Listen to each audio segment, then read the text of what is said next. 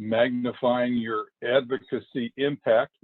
I think this session is going to be pretty outstanding. So buckle your seatbelts and get ready to rock and roll. To introduce our session participants today, Ian Nelson from the Pacific Crest Trail Association is going to be your moderator. And from a technical side, I would just suggest that you can change your gallery view of your speakers to drop it down to just the speaker. You'll be able to see more of the slides. You can arrange that on your own individual screens. And so that will help you and get the most out of this session. And we'll bring everybody back at the end for questions and answers. So Ian, take it away. Sure, thanks Randy. Welcome folks to the 1 p.m. Pacific, 4 p.m. Eastern session on this Tuesday of the National Wilderness Workshop. We're super pleased to have this panel joining with us to kind of continue some of the conversation around wilderness advocacy that we started yesterday. But I'll just start off by introducing Diana Christopulos from Salem, Virginia, who is on the President's Leadership Council with the Appalachian Trail Conservancy, and she's going to tell you a little bit more about herself and her fellow panelists. So thank you. Thanks a lot, Ian. Wanted to let you know that as a couple of the other presenters did, all of the pictures here are either from wilderness areas or from the Appalachian Trail in Virginia. So you can see a little bit of what you're missing and we wish you'd been able to see. But we're very excited about this session. I've been a person working on advocacy since the 1980s. I was a staff member at the American Heart Association National Headquarters, excuse me, in the 1980s at the time when the thank you. At the time when the Heart Association was just starting to go after big tobacco by forming a coalition of groups that didn't usually work together, the Cancer Society, the Lung Association, and American Heart. But as a volunteer, I've worked mostly on environmental issues with the ATC, Sierra Club, climate change group called the Roanoke Valley Coal Cities Coalition, and a conservation group called Blue Ridge Land Conservancy. Our second speaker will be Pete Larkin, who is currently the senior consultant for public affairs for the Carilion Clinic in Roanoke, which is the largest healthcare provider west of the Blue Ridge. For 26 years, he was on the staff of Representative Bob Goodlatte from Virginia. And during that time, Bob was instrumental in getting funding for our very popular Roanoke River Greenway system and for the return of passenger rail to Roanoke. In fact, Bob Goodlatte rode on the first train that went from here to Washington, D.C. I was on that train as well. Our third speaker will be Gwen Mason, who's currently the regional director for Senator Tim Kaine, who spoke yesterday. She's also served on the Roanoke City Council and is the community outreach coordinator for the, I can't see it on my screen, I'm not sure why. Sorry about that. It's a western region of Virginia. Rupert Cutler is one of the most distinguished environmentalists in the country, and certainly the most distinguished one in our area. He was involved in the writing of a lot of the legislation that's enabled us to do the work that we're doing here. He served as Undersecretary of Agriculture in the Wilderness Society, in the Defenders of Wildlife, Audubon Society, Virginia Outdoor Foundation. He was on the City Council of Roanoke, and he was one of the founders of the Blue Ridge Land Conservancy. So you'll be seeing people, and I think the difference here between what happened yesterday and what's today is we'll be looking at it from the side of the people that you're trying to advocate to. Pete and Gwen are going to focus on the elected official side, the legislative part of it, and Rupert is going to focus primarily on the executive side, even though both of them have experience in both sides of that. This is why we do it. These are two pictures taken 2 weeks apart very recently from McAfee Knob on the Appalachian Trail. Are you guys seeing all this stuff on my screen, like closed captioning and that kind of thing? The screen looks great. You can turn off closed captioning on your end if you want. Yeah, I did. I just wanted to make sure. The thing I would point out here, this is McAfee Knob right here. All this area here, right now, Andrew Downs is working very hard to acquire as much of it as he can so that we can take areas that have little roads and things on them and return it to the Park Service or other public land and full of trees. So that's the kind of thing we're working on here.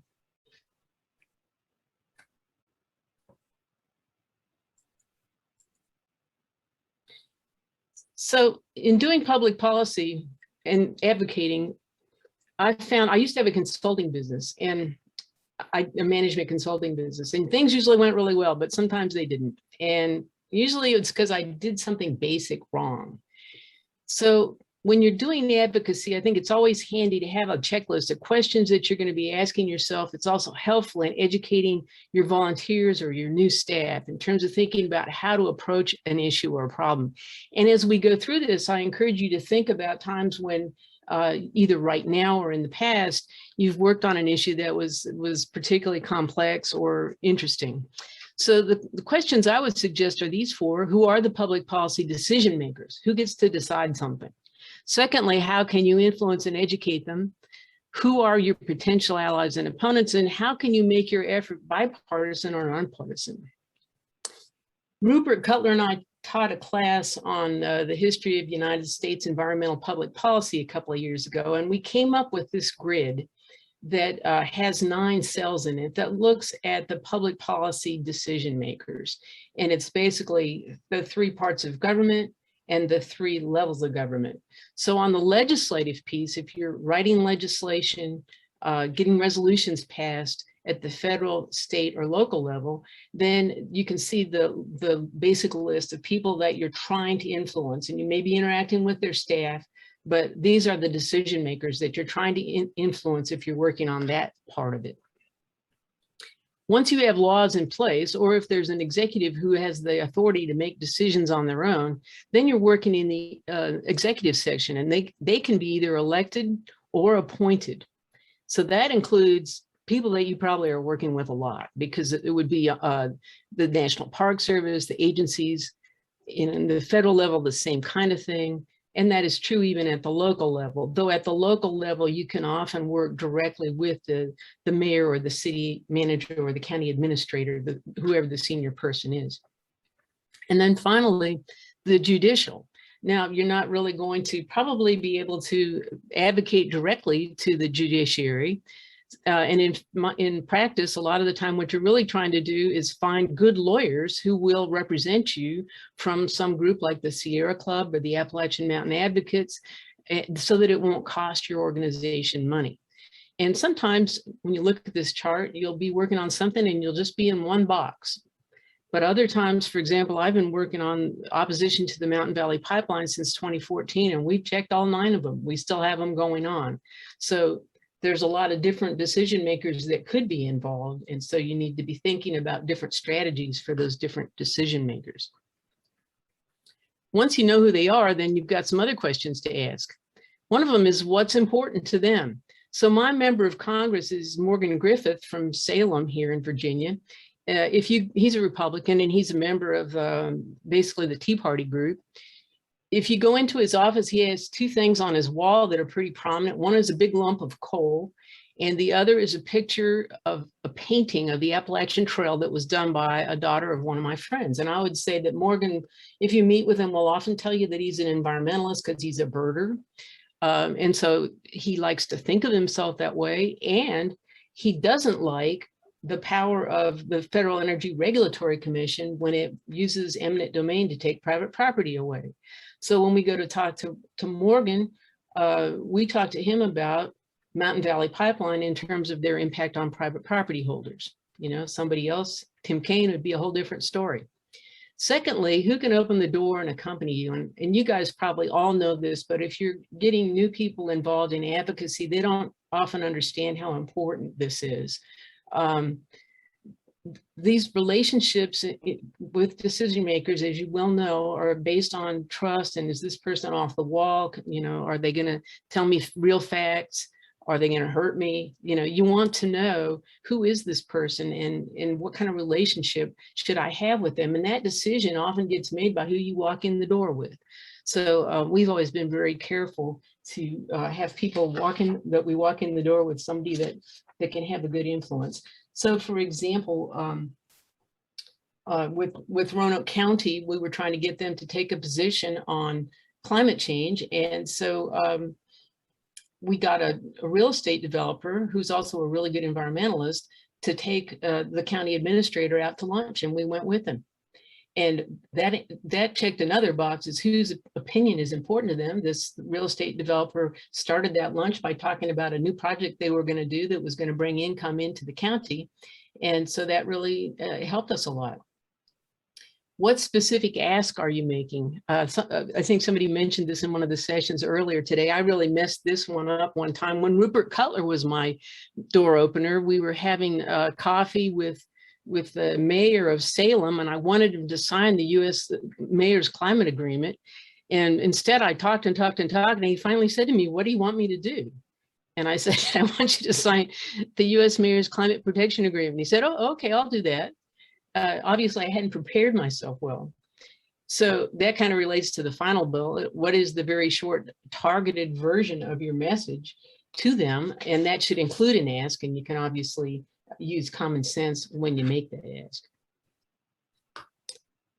So then you want to know, who are your potential allies and potential opponents? And here Rupert and I divided things into the three main sectors of the economy. So in the public sector, you have all three, well, really two branches, although you might have some friends in the courts as well. And so you'd be looking there, an example I would give would be, I was working in East Texas on stopping a dredging project in a cypress swamp that the Corps of Engineers wanted, U.S. Army Corps of Engineers wanted to do. And it turned out that the U.S. Fish and Wildlife Service had done a study that showed how damaging that project like that would be. And they couldn't testify in the public hearing, but they were handing the study out in the hallways. And so we used the heck out of it, both in our comments and in our filings. Then the nonprofit world, you're probably used to thinking of these folks because you're working with them all the time, other groups that are like you, that are doing the kinds of things that you do. But you know, there are a lot of different kinds of nonprofits. So when we were working on climate change here, we actually broke off from the Sierra Club program and formed our own 501c3 because our Sierrans were not excited about working with any religious groups at all. And we found that churches were very interested in what we were doing, churches and businesses. So those were nonprofits that were allies for us, that it was worth our while to go out of our way to make partners. Then in the for-profit sector, similar kind of story. Obviously, you could have opponents, you could have allies in that group. In our climate change work here, we had Stan Brakel owned a construction company here that was really fantastic in terms of doing green construction. It had a fleet of Priuses. He had solar panels on their building and worked closely with us. Roanoke Cement, the only cement company in Virginia, is actually owned by a European company, a Greek company, and their senior managers have greenhouse gas emissions reductions in their performance standards. And they are committed to reducing them by 4% a year. And we actually not only worked with them on a number of issues, but they funded the work that a couple of college professors here did, doing baseline carbon footprints for 2 of the 3 municipalities we were working with. So a cement company you might not think of as an ally, but for us, they were an important one. Fourth, how can you make your effort bipartisan or nonpartisan? And that might seem really hard now, but I think one of the folks yesterday that was questioned about the impact of the different administrations said that they didn't think it had really affected them that much one way or the other. And I think in many of the things that we do, it doesn't. So some things to think about there are first of all, the framing of the issue. I would recall that when I was talking to the elected chairman of the Board of Supervisors for Roanoke County here about climate change and reducing your carbon footprint, he was an accountant with the Norfolk and Western Railroad. And so the way I talked to him about it was in terms of your energy budget. It really, reducing the carbon footprint means using less gasoline, less diesel, less lights, less electricity. And I knew that the railroad was working on that. There'd just been an article about it in the newspaper. So for him, and he was receptive to that. We had a almost entirely Republican County Board of Supervisors, and they voted to do this work.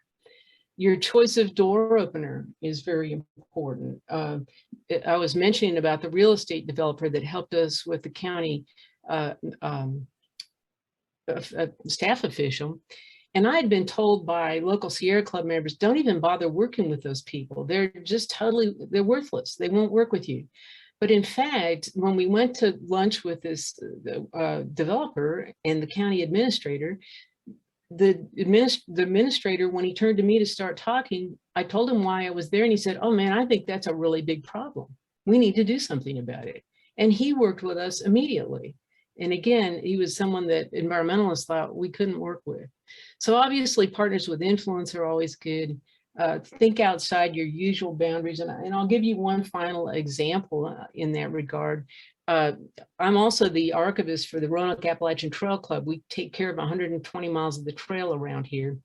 And between 1978 and 87, the Park Service worked with our volunteers and the ATC and the Forest Service to acquire a lot of land along the AT corridor. They started in 1978, and they had reached agreement with a lot of landowners to pay them money for their land or for easements by the time Ronald Reagan became president. Well, Ronald Reagan didn't want to buy any new public lands when he was president, and he wasn't going to approve the NPS acquisition of all this land along the Appalachian Trail until he learned that he was really going to tick off a lot of conservative Republican landowners if he didn't finish the deal. And in fact, according to I talked to the NPS woman who was in charge of all the acquisitions down here. She told me that these were the only purchases of public lands that were made during the Reagan administration. It was because of who the constituents were. Okay, so that's kind of a little checklist. I'm sure you could make your own. One of my mentors said, if I tolerate you, I teach you the science. So that's kind of what we were looking at here. And if I love you, I teach you the art. I don't know all of you well enough to love you, but I'm pretty sure we all love the same kinds of things. And we're so lucky because the rest of this session is going to be people teaching you the art. And that'll begin with Pete Larkin, who's going to talk to us about being a congressman's chief of staff. Take it over, Pete. Well, Diana, good afternoon. Good afternoon to everyone, our panelists, as well as everyone who's listening in from one coast to the next. It's great to be with you all today. And I have to agree with Diana, those photos that she shared, the views from McAfee Knob speak very clearly to why you do what you do in advocacy. If I've said it once, I've said it countless times since I moved to this part of Virginia as a student at Virginia Tech back in 1981, and then landed in the Shenandoah Valley in 1986 for my first job, and then moved to Roanoke in 1995 for my work with Congressman Goodlatte. The natural beauty in this part of the Commonwealth is unmatched, truly priceless. Just taking in the views allows us, I feel, to practice the mindfulness that we've all been hearing so much about throughout the COVID-19 pandemic. And being in the midst of it all, the terrain, the trees, the leaves, the rivers, the streams, the creeks, the brooks, really just quiet is what I consider, outside of practicing my faith, peace on this planet. And I know each of you feels the same way about the regions where you live and the places in this country that you love and want to see remain as unspoiled as possible. If you'll allow me, I want to share some background about how I came to feel the way I do, which includes the work I've done over the years with Diana and Rupert and Gwen and Andrew Downs of the Appalachian Trail Conservancy, and the resulting invitation to take part in this panel. It's really a combination of my personal life and my professional life. Now, I was born in northern New Jersey, and that was the birthplace of both my mother and my father. And before landing in 1974 in what was at the time rural Hanover County, Virginia, just east of Richmond, my dad relocated us there as part of taking a new job. And the Richmond area is where my family has remained since. I was the only one that flew the coop when I chose to go to Virginia Tech and become a Hokie in 1981. But I note those roots in northern New Jersey because that's where I was first introduced to the first naturalist I met in my life, and that was my dad. And he truly was an amateur naturalist. He loved everything about the outdoors, and it's something that he taught me and my younger siblings from the day that we first were able to understand that the outdoors were something to be valued almost beyond description. And so through age 11, which is when we moved to Virginia, he had me and my younger brother and my younger sister in the mountains of northern New Jersey. It's where I learned to love everything as far as nature goes, especially birds. My dad was an unabashed birder, and he truly taught us about everything he could possibly teach us about the woods. It's where I learned to fish with him. It's where my love of nature, which remains extremely strong, started. And Dad, I lost him 5.5 years ago, but he was active in federal nature preserves up until just a couple of years before he passed away in 2016. And his legacy to the Larkin family, including my mother, who died in March at age 97, continues to be evident in everything from the cap he wore on his hikes to the ducks he carved from wood. So I get my outdoors fix now in a variety of ways. My daily hikes in the hilly neighborhood where I live here in Southwest Roanoke County, which is just adjacent to the Blue Ridge Parkway. It's just up the hill from where I live. And the hikes that I get to enjoy places like McAfee Knob and other unspoiled areas around the region. And the vastness of what is at our back doors here in this beautiful part of the world. And as well as the photographs that I take of the 4 seasons that we get to love around here and all the places that I travel. So the professional side of my life is obviously the other reason I'm here today. And I did spend 26 years working for Congressman Bob Goodlatte from just a few days into his first term of office in 1993. And I was the last remaining original staff member when we retired from office back in early January of 2019. I moved from being his district representative in our Stanton, Virginia office in 1993 to becoming his district director in 1995, which is what brought me to Roanoke, and then was promoted to become his chief of staff in 2013 with the best perk of all. I got to stay here and do that work instead of having to go to Washington, D.C. And regardless of the position that I held, district rep, district director, chief of staff, from day one until our last day in office in January of 2019, I regularly worked with people like Diana and Rupert and Andrew Downs, countless other folks, both in government and with advocacy groups and individual citizens, our constituents, who were deeply interested in sharing their thoughts and their concerns about the outdoors with the congressman, including their thoughts about wilderness. Now, from my original profession, which is actually radio news before I went to work for the congressman in 1993, and through all those years in constituent services, I learned the value of listening. And it really was the most important skill that I could develop to accomplish the tasks that were at hand, regardless of whether I was in broadcast news or in constituent services for all those years.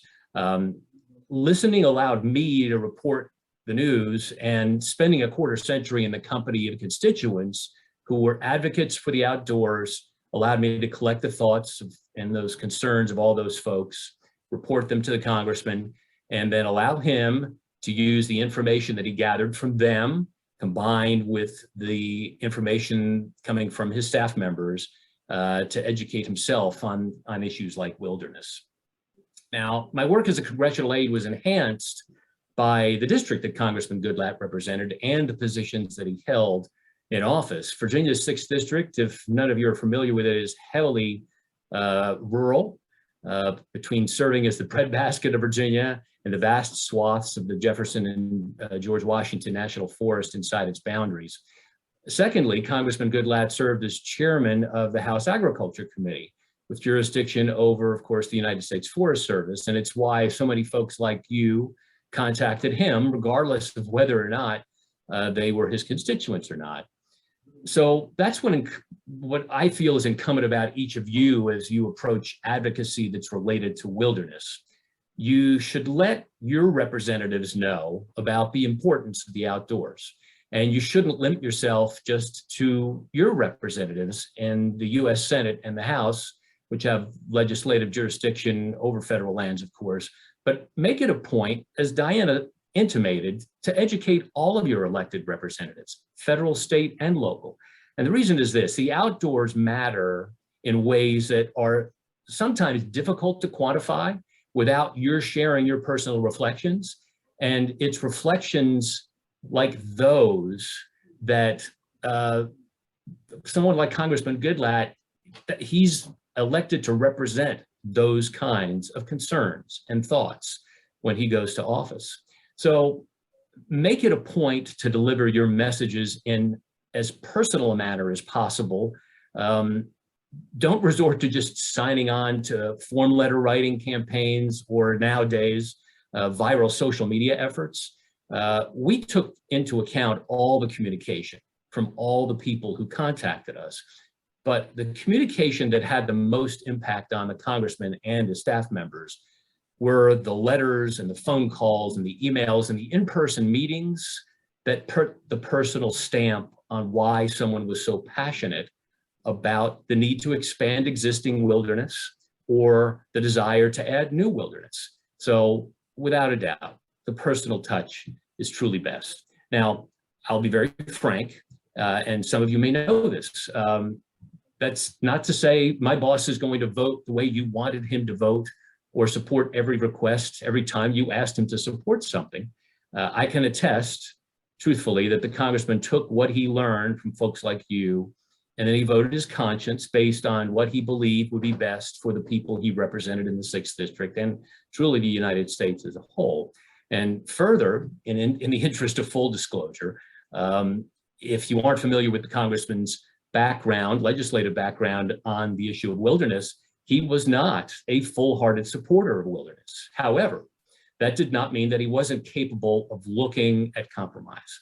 And as a committee chairman, first on agriculture and then on judiciary in our final 6 years in office, Congressman understood that he could accomplish absolutely nothing in those positions without working with the other side of the aisle. So trust that those you wish to help you in your efforts should look at the issues like wilderness clearly. And now more than any time in our lifetime, that means being fully prepared to work in a bipartisan fashion. I'll share 2 quick stories from our experience in office. Prior to the congressman taking office in January of 1993, approached by some members of the Amherst County Board of Supervisors about turning the Mount Pleasant area to wilderness. And discussions commenced. Congressman, as I noted, listened to all sides. He happened to be hiking in that area one day and came upon a wheelchair-bound hunter and his father. And that encounter convinced my boss that wilderness for Mount Pleasant wasn't the right approach because it was going to limit accessibility for that individual in wheelchair. So as a compromise, what was reached was the Mount Pleasant National Scenic Area, which continues to exist to this day.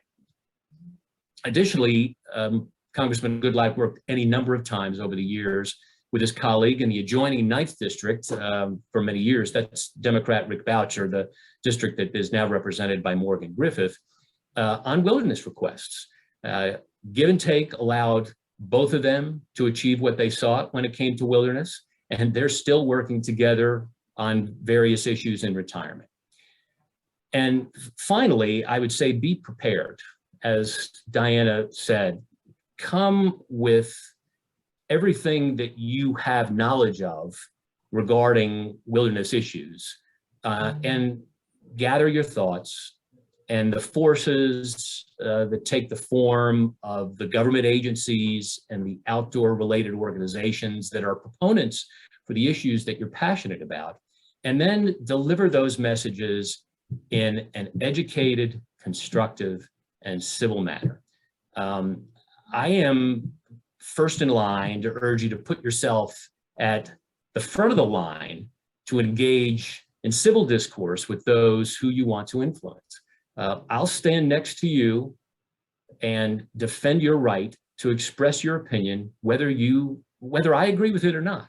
But I will feel much better about delivering your message of passion about a particular subject, including wilderness, if you have presented yourself in a manner that convinces me that you are in this arena because you're speaking from the heart, we are in polarized times. Nothing has given me more heartache in the past few years than to have watched where we have come from, when we were first elected to office in 1993, and where we are today. Now, I understand the history of our country is full of cycles like this.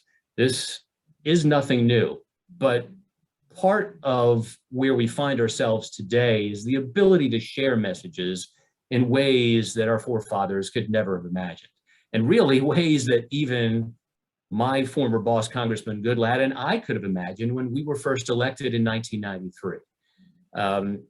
Issues like wilderness will continue to see people taking sides when it comes to the outdoors. But again, as Diana's closing slide intimated, there is an art to influence, to advocacy. And what I would encourage each and every one of you to do is to practice the art in a manner that will make those around you proud to stand with you on the platform of wilderness. I would be ready to sit down and listen to any one of you, and listen with a completely open mind about whatever you wanted to share with us regarding the issue, and then provide that information to my boss in the hopes that he would, and knowing that he was going to fully consider your request, whether he decided in the end to vote for it or not. That is what I hope you take away from what I've been able to share with you today.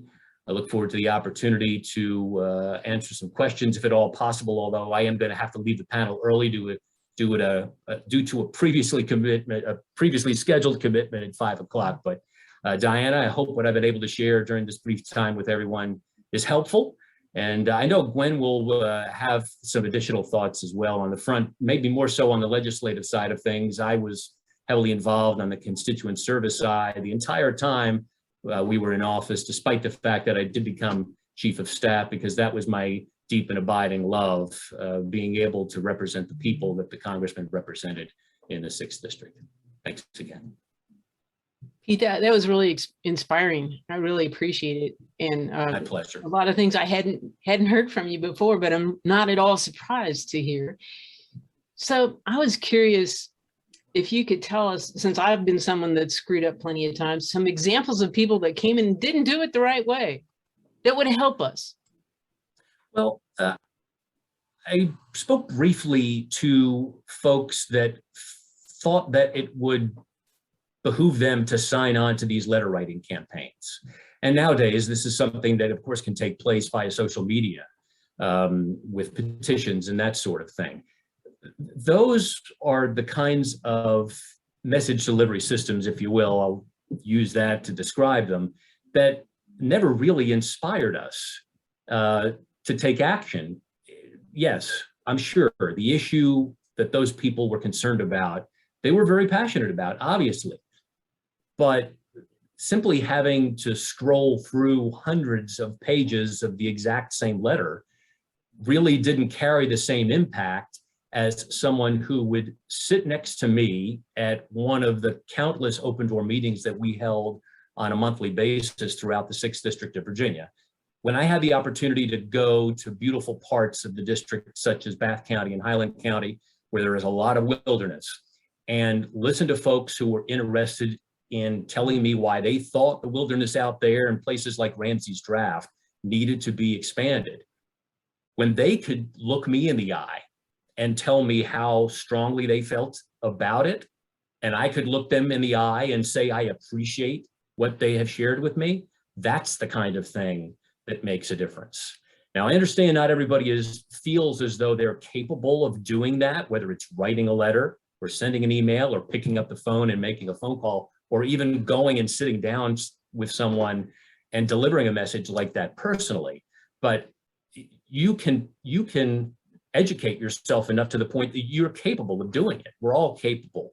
I feel it's probably just because of my longtime communications background that it's easy for me. Now, look, I was painfully shy growing up. If you had told me that I would have reached a level of doing what I did, both on air and broadcast news and doing the work that I did for as long as I did for the congressman, and then continuing the work now for Carilion Clinic, which is a 14,000 employee health system, out in the public the way that I do it, I would have never believed you. But that, I think, is why I point out that you can train yourself to be just as capable of delivering those messages in a passionate fashion from the heart, explaining why it's personally important to you, than I can sitting here telling you all about how to do it.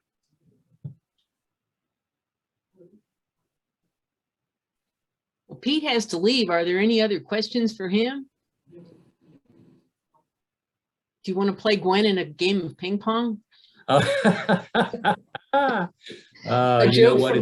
It's been far too long since we had the opportunity to commiserate. But one of the greatest parts about being able to do the work, regardless of whether it was related to wilderness or any other issue throughout all those years, was getting to work with great people like you and Mark McLean and Rupert and Andrew Downs and colleagues like Gwen Mason. I consider it truly the greatest time of my life throughout that quarter century, to be able to work for a great person who cared deeply about not only the 6th District, but about our country and issues like the outdoors. He continues to be a great proponent of things, as you noted, Diana, greenways, the Appalachian Trail. But to be able to work with folks and in public service, it's a calling. And I consider myself very fortunate to have been able to do it for as long as I did.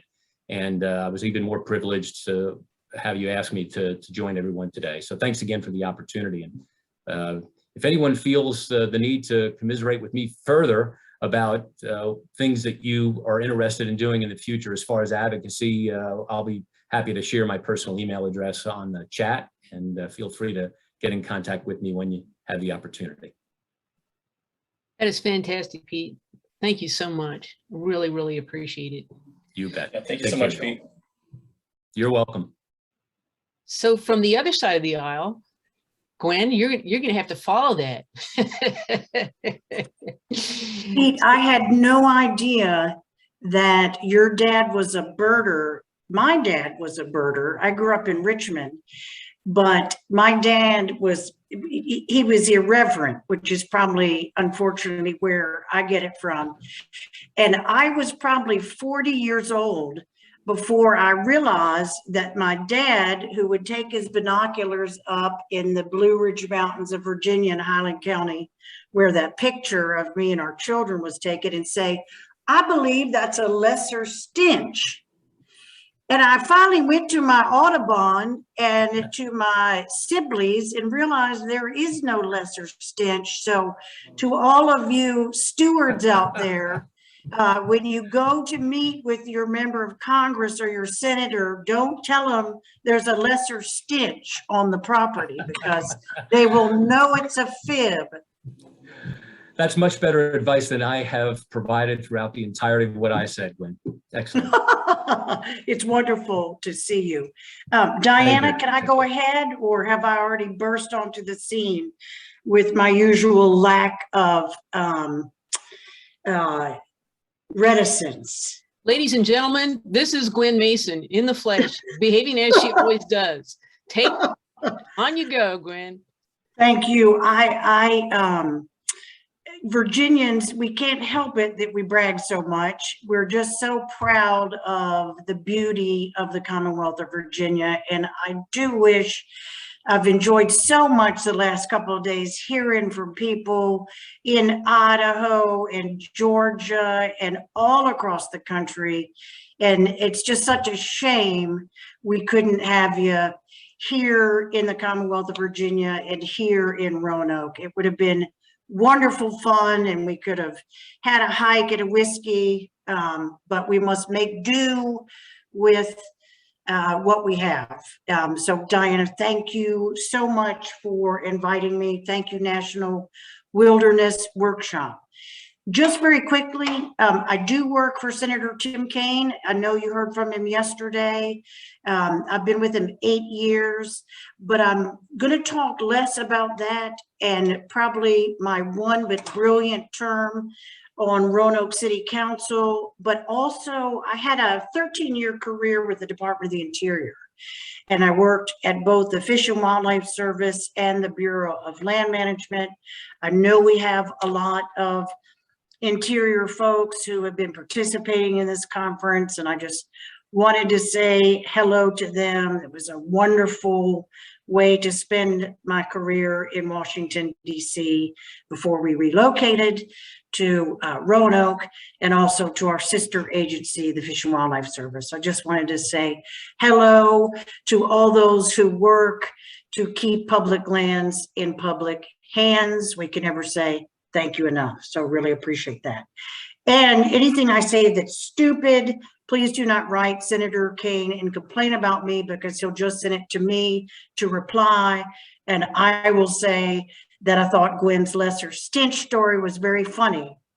So I worked for Secretary Babbitt for 2 years as a career staffer. And I only brag about that because I'm going to tell you some tough love stories, one of which involves Secretary Babbitt. I also did a stint with Senator Jeff Bingaman, so our New Mexico friends will remember him well and fondly for the work that he did. I have 3 things that I want to impart, and one is some tough love advice. I'll probably be a little less polite than Pete was, but I want to give you the straight story. And then I'm going to talk a little bit about fear, because I'm afraid that that is a component of elected life. And when you're advocating for something, I think it's important that you recognize that fear. And then I want to talk about changing events, because the best laid plans of mice and men often go awry with things that you can't see around the corner. And I want you to be aware of that when you're advocating. Lord Palmerston was a British diplomat, and he said that there are no eternal allies and no perpetual enemies. And I repeat that because I think, again, bragging on the Virginians, I just can't help it. Lynn Cameron yesterday, Diana Christopulos today, have both emphasized that. Don't just assume someone who's on the blue team is going to be supportive of environmental causes, and don't just assume a Republican or someone on the red team would not be interested in an issue. You just don't know who those allies are or potential opponents until you start digging around. And I think it's really important that you just don't make assumptions that people are going to be with you or against you based on the way they dress or the team they're on politically or the position they hold. And I'll tell some stories about that. Advocacy and politics are similar in 2 ways. One, they're all about addition, right? You want to bring people in to your cause. I thought Lynn Cameron's discussion of how she got the bear hunters in on her side to support Shenandoah Mountain expansion of wilderness was an excellent example of that. When I worked at the Interior Department, we often talked about the hook and bullet crowd, or kill 'em and grill 'em, if you're more fond of that expression. People who hunt, and bringing people who hunt together with ladies in the garden club and the Nature Conservancy. Build your coalition, build your group, don't make assumptions. When you are lobbying us or talking to us, always bring us a map, and bring the good ones. Bring the really good ones like National Geographic maps. I don't know if people can see that because of my weird screen. But when you're coming in to talk to staff or members of Congress, bring them a map. Don't assume they're stupid and don't assume they're smart. They might be one or the other. But I think one situation I always found when I was at the Interior Department was people would speak in acronyms, and not everybody knows what FLIPMA is, and not everybody knows what a daily maximum load is. So you want a KISS. Keep it simple, sister, in a way that's approachable, that doesn't make who you're trying to brief feel stupid because they don't know. Bring the language down to a level that people can understand. And again, I thought Lynn Cameron did that beautifully, that we all want to protect God's creation. We all want the earth to be healthy, and find that common ground in simple language. Don't talk over their heads, but don't assume that they're stupid. Oh, and the other thing you could do, in addition to bringing a good map, and Pete talked about this, get them out and walk them around. Go out and do something. Get out on the land, or play a game of ping pong, but make it an active conversation or briefing. A lot of people really appreciate a walk and talk. Go out and kick the dirt and see the resource, and I think that that will make a difference in people you're trying to connect with and bring to your point of view. Okay, here's some stories. And I'm getting to the fear and changing events part of the presentation. You have to understand that a lot of people in elected office, and I'm only referring to myself during that one brilliant term, but you know, they're scared of getting people mad at them, or getting fussed at, or having people come out after them with pitchforks. People like Tim Kaine and Rupert Cutler are much better at the political game than I was as a public servant serving in elected office. So people just, you know, it's natural not to want to run right into trouble. So there I am, my first year on Roanoke City Council. The year is 2006 or 7. And I get a phone call from a lady named Diana Christopulos. And she wants to meet with me about the Cool Cities Coalition. And, you know, I clenched with fear. What is the Cool Cities Coalition? Is it going to be bad? Is it going to be a bunch of hippies? Am I going to get in trouble? And Diana came in. She explained to me what the Cool Cities Coalition was. Would the city of Roanoke like to reduce their electric bill? That sounds like a pretty good thing. We could probably save some money. Would we like to reduce our greenhouse gas emissions? Would we like to improve our levels of recycling? And Diana spoke to me in a way that I could get and I could understand, and inspired me to really turn on the burners and do some great work, and start a clean and green coalition with businesses. But again, I had to check my assumption. Is she a green tree hugger? Well, no, she has a business background. She's the real deal, someone who puts together coalitions and understands. You sort of meet people where they are. So we'll go backwards to what was Clinton's first term? 92 plus 6 plus 4. Yeah, 1992. 1993, 4, I was working for Secretary Bruce Babbitt. It was kind of an odd story. I was working at the Fish and Wildlife Service at the time and had to go to a meeting for my boss who was out of town, Ted LaRoe. He's deceased now. He was a brilliant squid scientist. And Secretary Babbitt wanted to bring all of the research, the biological research components of the Interior Department, National Park Service, Fish and Wildlife Service, little bit of U.S. Geological Service, they did some biological work, into one new agency. Because if you go back in time, this was the days of Kiss My Axe, the spotted owl. Communities were really out in the northwest of the country in an uproar. Was it going to be jobs, or is it going to be habitat protection? You got to pick one. So Secretary Babbitt wanted to, again, just sort of move the boxes around so we had a stronger core of biological research. Sounds like a great idea. We had the National Academy of Sciences do a review of it. We worked with the hook and bullet crowd. We tried to calm down some of the folks who were in the agencies who were worried what this was going to do to their careers.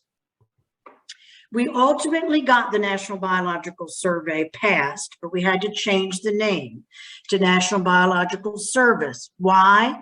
Because we didn't anticipate and we couldn't see around a corner sort of the changing events.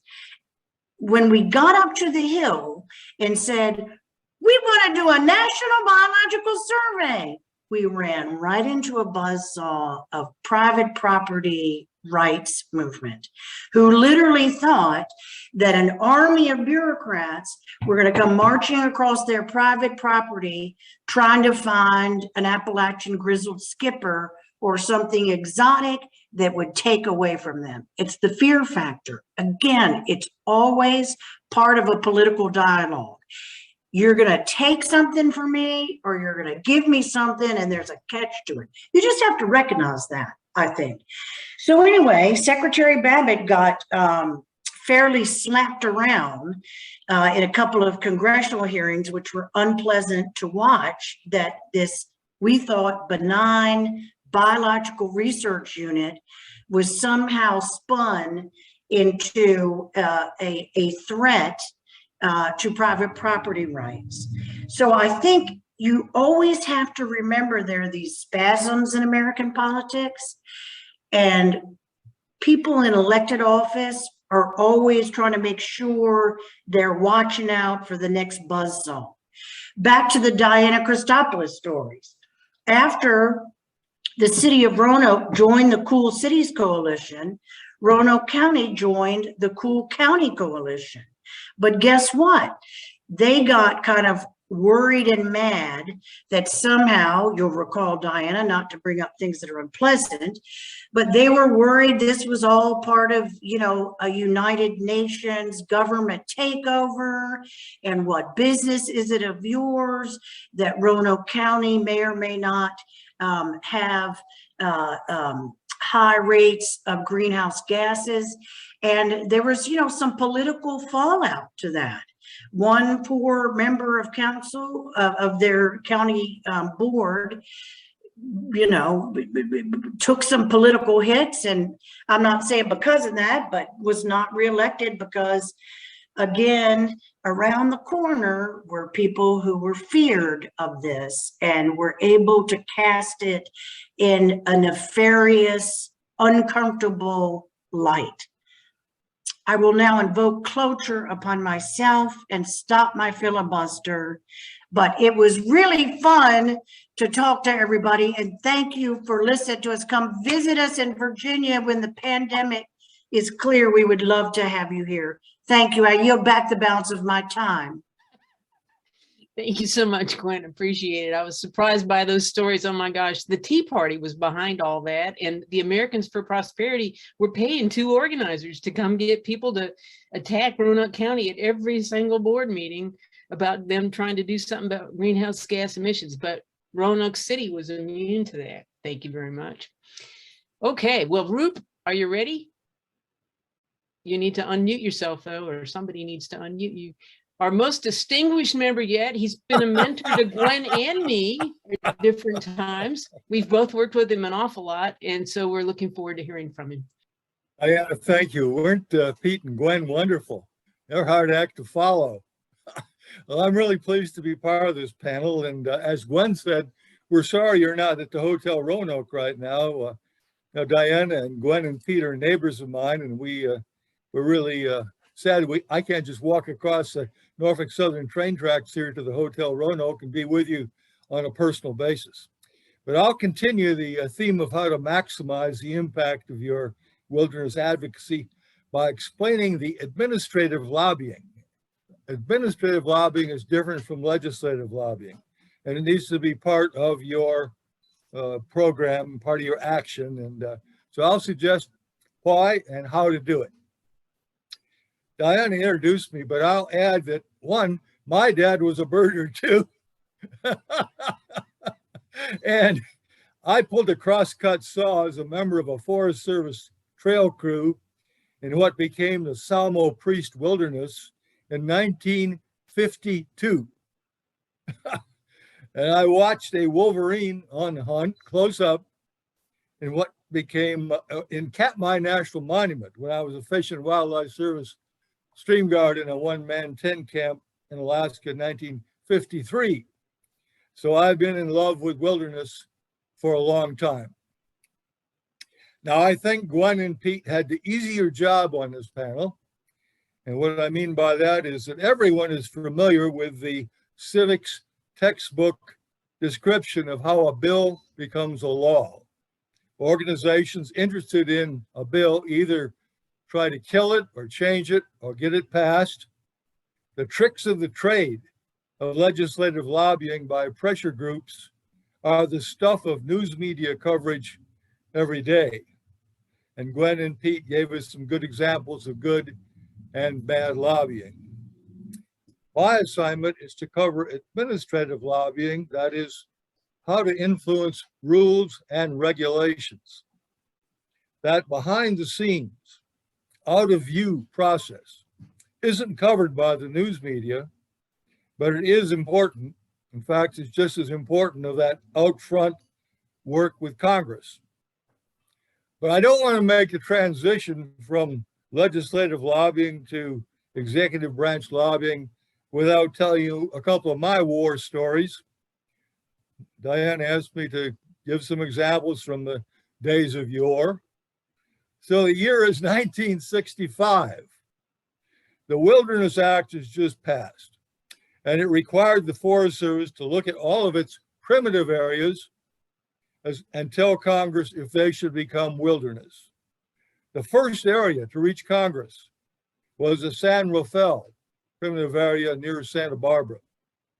The Forest Service wanted to stand pat with the primitive area boundaries when it became wilderness. But the folks in Santa Barbara, Sierra Club Wilderness Society members, wanted to double the size of the San Rafael area when it became wilderness to protect a parallel ridge that was California condor habitat. In fact, there was a condor sanctuary there. So my Wilderness Society job was to get House Interior Committee ranking member John P. Saylor of Pennsylvania to support the conservationist position. And Gwen, I brought a large map as well as aerial photos to his office. And we got down on our hands and knees in his office floor, which was pretty cool, to compare the Forest Service and the Citizens Wilderness proposal in detail. And that was, I really enjoyed that. And he decided to actively support the conservationist version, and that version passed Congress. Later in Mr. Saylor's office, celebrating passage of the bill, I shouted, "Thank God!" And Mr. Saylor said, "Don't thank God, thank John P. Saylor." So I stood corrected. A few days after the San Rafael Wilderness Bill had passed Congress, the next primitive area up for review was Mount Jefferson in Oregon. It was scheduled for a hearing by the House Interior Committee. I'll never forget rounding the corner in the Longworth House Office Building to come upon Committee Chairman Wayne Aspinall sticking his finger in the chest of Reynolds Florence, the chief lobbyist for the Forest Service, and saying, "And I don't want another San Rafael." And what Chairman Aspinall meant was the Forest Service had politicked the heck out of the San Rafael proposal and made it into a big controversy on Capitol Hill, which Chairman Aspinall did not appreciate. So he was telling Reynolds Florence and the Forest Service to cool it, don't lobby up there. And you know, the controversy was being created by an executive branch agency, which under the Hatch Act had no business lobbying anyway. Not that they don't do it. Well, getting your bill passed and signed by the president is an essential first step, but prepare to buckle down for what happens next. The next step in the policy-making process takes place behind closed doors in the USDI Office of the Solicitor or the USDA Office of the General Counsel. Lawyers there will draft regulations to determine how your law will be interpreted and enforced. Perpetual monitoring of how the executive branch chooses to read and enforce that law should keep you on your toes. As we've seen in spades recently, regulations can be changed drastically from one administration to another. And even though the underlying statute hasn't changed, their interpretation has changed. It's called administrative discretion. So you need to keep an eye on administrative interpretation to keep the enforcement of your law going in the right direction. Proposed rule changes and notices of public hearings on them must be posted in the daily Federal Register.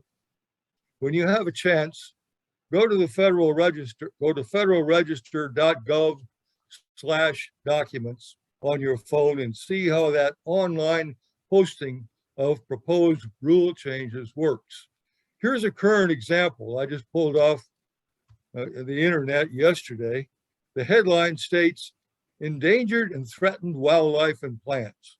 Revision to the non-essential experimental population of the Mexican wolf.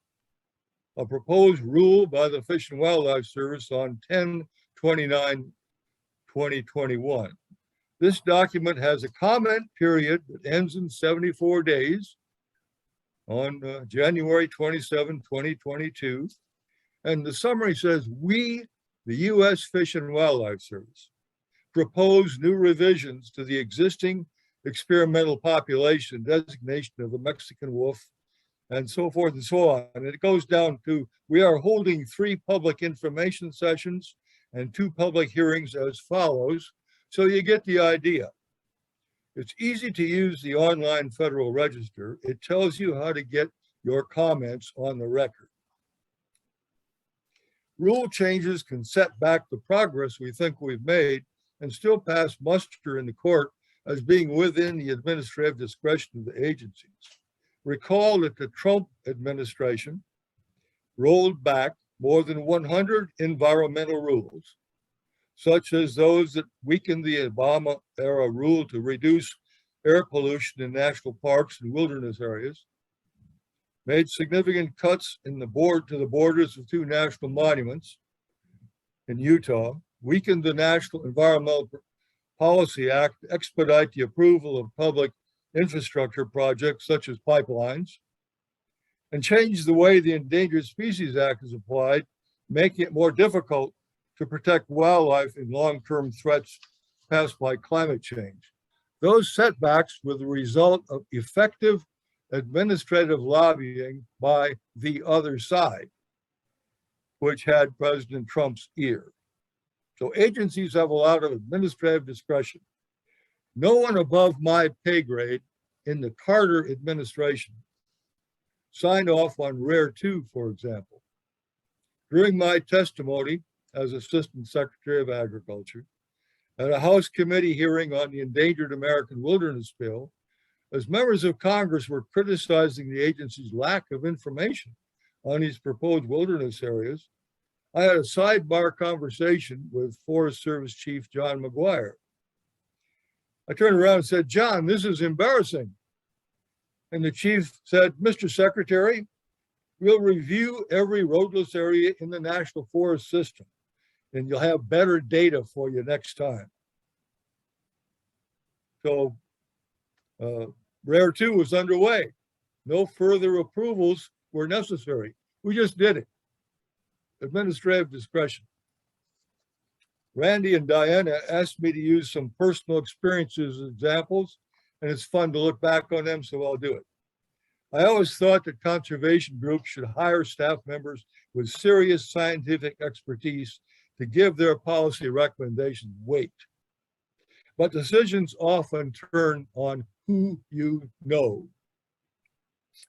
If I can make one point stick today, It's this: as best you can, establish good first name relationships with the decision makers who hold the fate of your wilderness or roadless area in their hands. This might include forest supervisors, regional foresters, park superintendents, BLM administrators, but most importantly, politically appointed top dogs, such as undersecretaries and agency chiefs. You know, the Forest Service is a political appointee now. Forest Service chief is a political appointee now. Unfortunately, agency professional staff recommendations made by nonpartisan scientists will always give way to policy goals of their politically appointed bosses who owe their jobs to the president or the governor. Just ask Diana about the Mountain Valley Pipeline. Gaining access to these officials and getting their ear may not be easy, but it's worth the effort. When I was USDA Assistant Secretary, I met with every conceivable interest group to hear their concerns and recommendations. And there's no reason my successors and their counterparts in other departments will turn you down if you ask to see them. After all, they work for you. When it's crunch time and a critical policy decision is being made, your personal input to these folks may make an important difference. At least I'd like to think so. Sometimes it doesn't.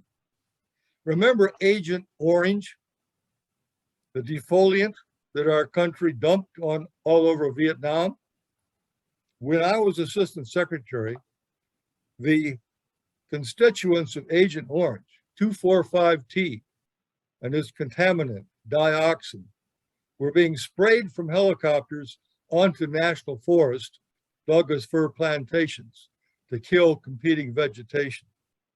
Carcinogenic dioxin was washed into the Alsea, Oregon drinking water supply and causing birth defects and other serious problems among the citizens there. I put a stop to its use on the national forest by requiring my sign-off on Forest Service plans to use it, which I refused to sign. Soon I was surrounded in my USDA office by a large group of angry agricultural chemical and agricultural aviation representatives who made money from manufacturing and spraying that poison on the national forest. They threatened to have my job. And they went to Secretary Bob Berglund and said I ought to be fired.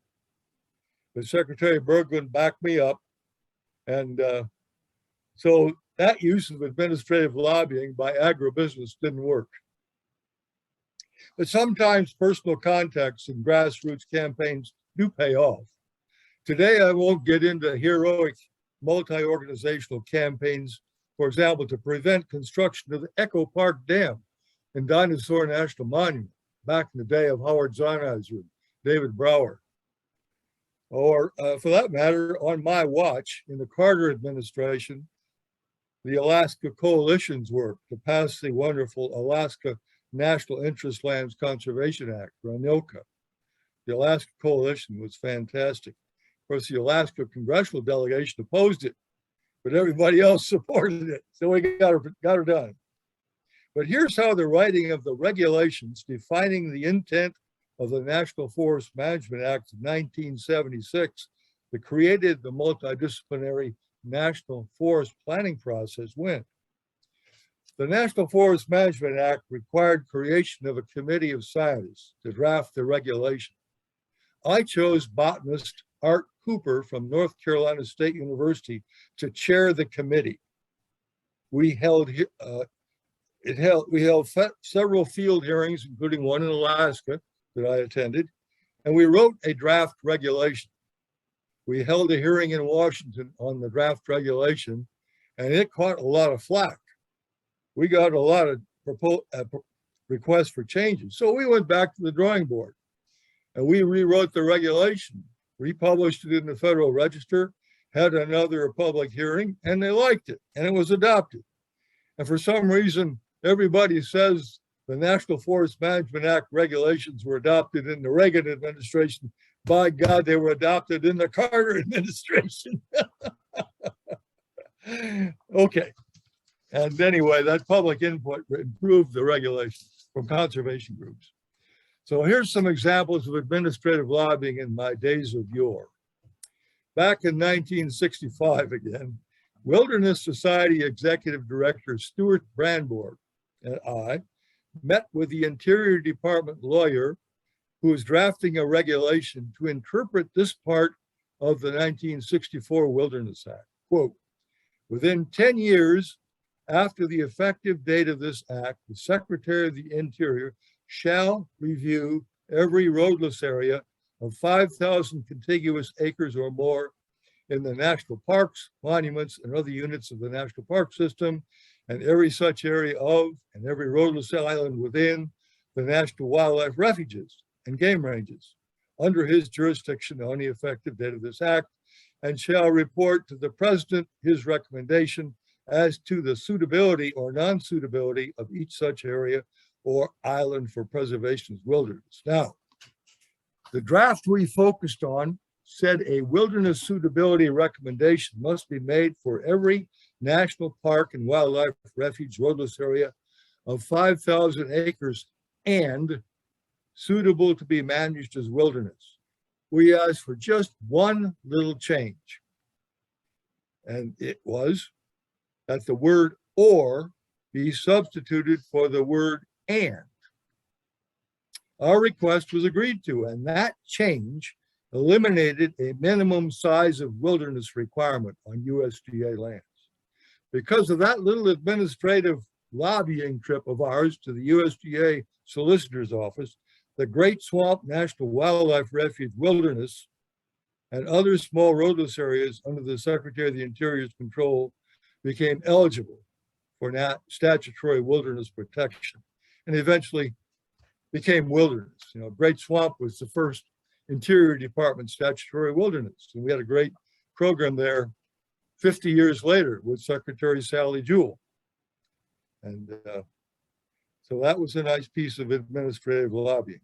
Perhaps the fact that I gave John Gottschalk, the director of the Fish and Wildlife Service, a beautiful ceramic whiskey jug labeled Gottschalk Whiskey with the image of a pointer dog on it for Christmas one year, helped gain his strong support for creating the Great Swamp National Wildlife Refuge Wilderness. You never know.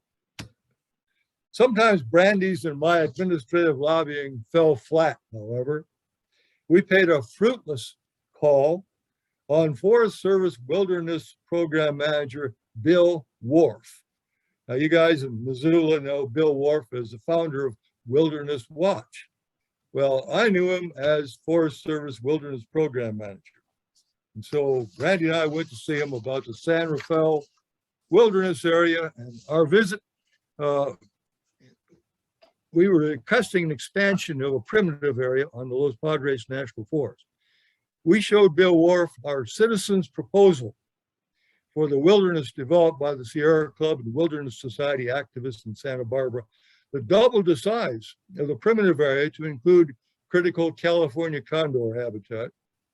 Wharf pounded on his desk with his fist and shouted, "Your proposal is as phony as a $3 bill." Yikes. As it turned out, Congress adopted the citizen proposal. And thanks to effective lobbying of the California congressional delegation and a national media campaign that Sierra Club and the Wilderness Society did, and that win by local citizen groups set a precedent for Congress not rubber stamping the agency's wilderness boundary recommendations, but giving serious consideration to the position of the people who live there. I will conclude by tipping my hat to Mike Dombeck, who as chief of the Forest Service in the Clinton administration used his administrative discretion to write and implement the important roadless rule, which protected 58 million acres of the most remote national forest lands. Dombeck's action provided the groundwork for enhancing and increasing Americans' experiences in the national forest by protecting the remaining wildest places in the national forest system for outdoor recreation and protecting the health and quality of watersheds and ecosystems there. So big things can be done by the executive branch of government if there is a will to do them.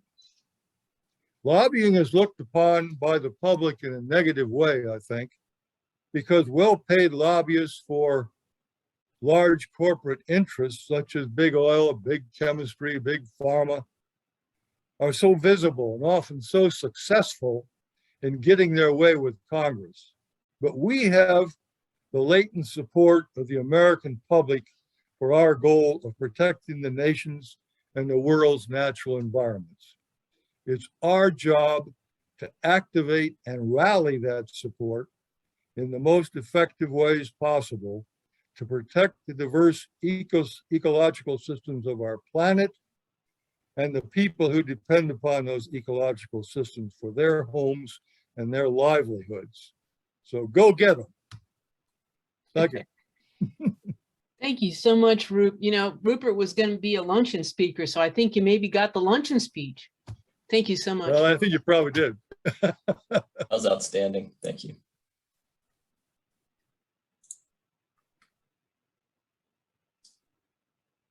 So we have about 15, a little less than 15 minutes till half past the hour. Folks can feel free to use your raise hand feature. There was a question about whether or Yeah. not the Sierra Club was a nonprofit. And so to just clarify that, when we put that chart together, we were looking at what the IRS would define as the three main economic sectors. So you've got the public sector, which is government, and that's treated one way under the tax code. You got the for-profit sector, that's treated another way. Then you got that third sector, which you could call NGOs or nonprofits. Sierra Club falls in that group. So when they make money, they're not taxed in the way that a for-profit would be, but they're a 501c4. Those of you know about the club know that their 501c3 status was taken away because of their successful effort to stop a dam being built in the Grand Canyon. And that was their punishment. But now they can advocate for political candidates.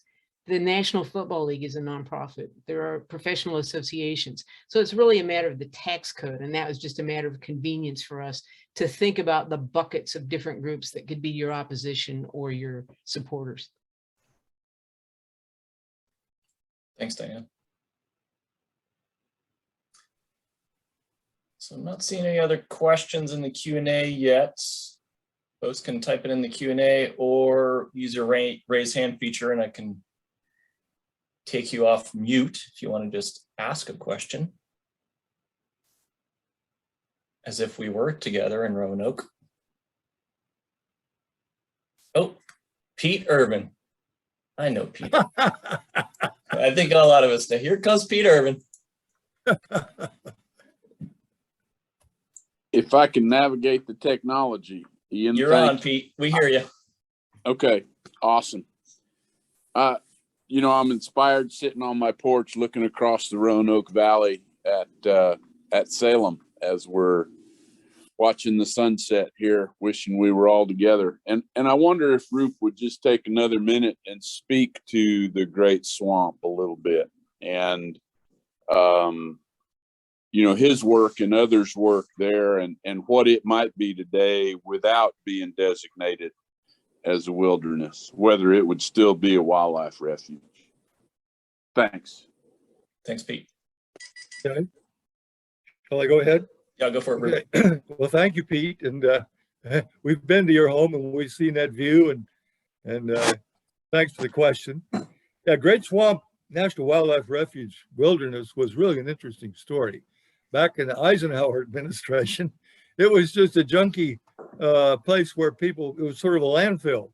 It had a couple of backcountry roads through it. And the Corps of Engineers wanted to drain it and ditch it. And then there was a proposal for an airport there. And the Port Authority of New York and New Jersey wanted to build a so-called jet port on the Great Swamp.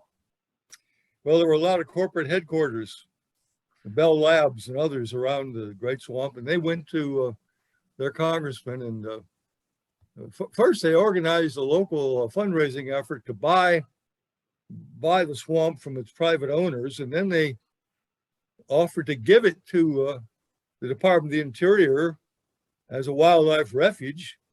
And that's when my gift of a whiskey jug to John Gottschalk came in handy. At any rate, the Fish and Wildlife Service accepted it as a National Wildlife Refuge. And then the folks in Morristown, New Jersey, and around the Great Swamp said, heck, the Secretary of the Interior could give it to the Federal Aviation Administration, and it still could become a jet port. What do we do next?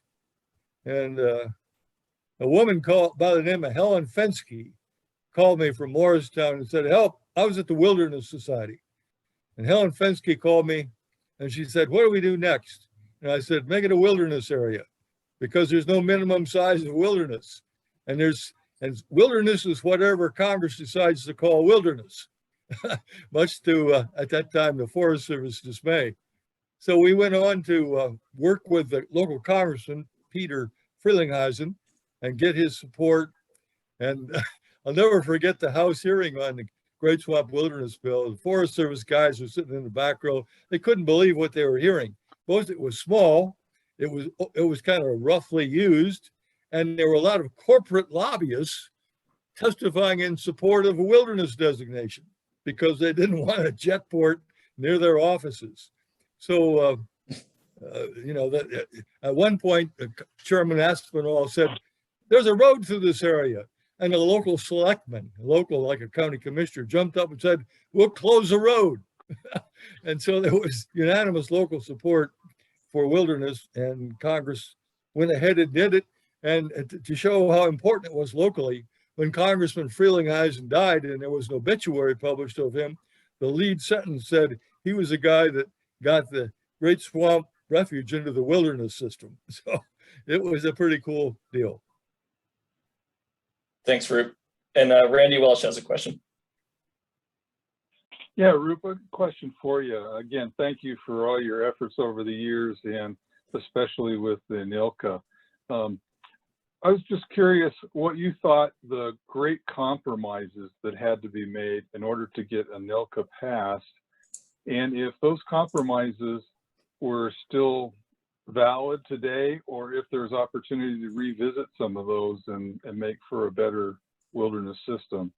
And also kind of thinking down the road, I know compromises has been a part of a lot of the bills, especially even the Wilderness Act. And is there opportunity to revisit some of those compromises in the future? Thank you. Yeah, the Wilderness Act, of course, and provide for continued grazing and a number of things that we aren't too happy with, but on balance, it was great. ANILCA, sort of a long time ago, but I know that there was a parallel legislation called the Alaska Native Claims Act, and it set up a lot of native corporations and native villages and provide for the transfer of a lot of then state-owned land to the control of the native corporations. Remind me of some of the compromises in ANILCA that you remember that I've forgotten. The helicopter and aircraft use that was allowed to continue in Alaska would be one that I think comes to mind. Sure. Well, you know, legislation and laws are always up for review, up for amendment. And anytime we think we're strong enough as a conservation community to tackle that, it can be tackled, just like every other weakness or problem that comes to our attention. The Alaska Coalition was such an amazing thing. It had, all of the conservation groups across the country focused on that legislation. John Seiberling from Cleveland, Ohio, was the congressman who chaired the subcommittee of the House Interior Committee that brought that along and provided great leadership. But as you've intimated, the legislation is typically a product of compromise. And if you don't get everything you want initially, you've got a to-do list for the future.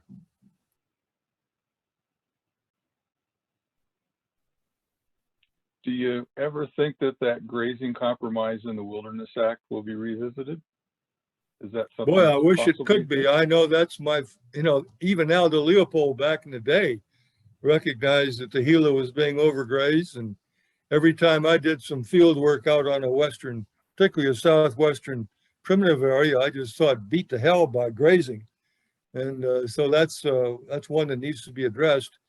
The problem goes back to the Constitution and the organization of the U.S. Senate. We get 2 senators from Wyoming as well as 2 senators from California. And most of those Western senators are on critically important committees that deal with the Forest Service and the Interior Department. And they stay there for a long time. It's really hard to make progress on laws that the commodity interests don't want to see changed or want to see weakened. So it's just like the way I regard what we did on Rare 2 back in 1979. We may not have proposed all the wilderness that Sierra Club and other groups wanted us to propose, but we had a wilderness, a roadless inventory. The Rare 2 roadless inventory gave the wilderness groups across the country an action agenda. Here's a checklist. Get all these roadless areas into statutory wilderness. So I think what we're talking about here is a list of things for conservationists to take on in the future. So there's a lot of things to do. Well, thanks all. This has been fascinating, really informative, great perspective all around. So really appreciate everyone being here. And I know for me, as a graduate of Virginia Tech, I will be back to Southwest Virginia at some point. I promise you that. So it holds a special place in my heart for sure. So Diana has a few last words, and then we'll make just a couple brief announcements before we close out. So if we were having a live meeting, this would be perfect because it would be now time for us to go have a drink together. And I'm sure everyone on this call has their own stories, which I would love to hear about all these things. But unfortunately, we'll just have to do it at breakfast or something tomorrow or lunch or whatever it's going to be. Really, thanks so much for the, when you have panelists like we had here, there's not much work to be done. Wonderful stories, inspirational, and to me personally, worth the whole attendance just to hear the presentations from these folks, and look forward to, I enjoyed the whole day today and look forward to tomorrow. And thanks so much to everyone. Thank you. Randy, you have a few things before we close out? Yes, please. Thank you. So just a reminder that tomorrow, just going to go to this slide here. Tomorrow morning, we start out at 11 Eastern time with our coffee hour. We're going to have some feedback questions. We left the group this morning with what is your greatest wilderness challenge?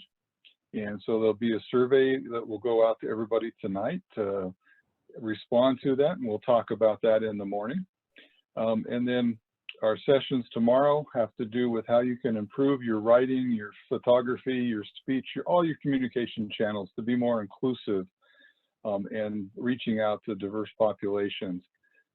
We've got a great case study about collective impact, creating sustainable trails in the White Mountains. And we're going to hear from the Volunteer from Outdoor Colorado speakers about their sustainable wilderness stewardship volunteer programs. And then we're going to finish with Nathan Reigner from Penn State University talking about indigenous wilderness stewardship practices, how they have continued from the beginning of our times to tomorrow, and what we need to do to think about them for the future. So another great line of speakers set up. We hope that you will come and join us tomorrow. Again, 11 o'clock Eastern time. Be looking for the link for tomorrow in your inbox tonight, as well as the one that was sent out last week will still work. So with that, we'll close off tonight.